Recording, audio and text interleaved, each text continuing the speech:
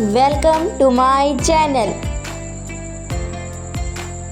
پیارے بچوں، آج ہم سیکھیں گے کاف سے بننے والے الفاظ۔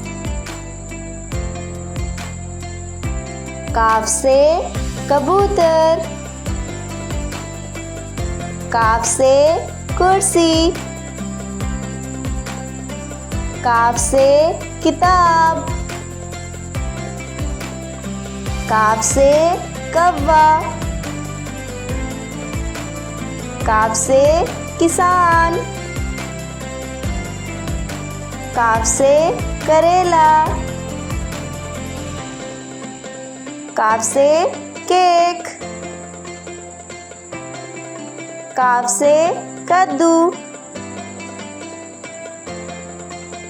Thanks for watching my videos۔ اگر آپ کو ہمارے ویڈیوز پسند آ رہے ہیں تو انہیں لائک کریں، شیئر کریں اور سبسکرائب کریں۔ ملتے ہیں نیکسٹ ویڈیو میں، تب تک کے لیے اللہ حافظ۔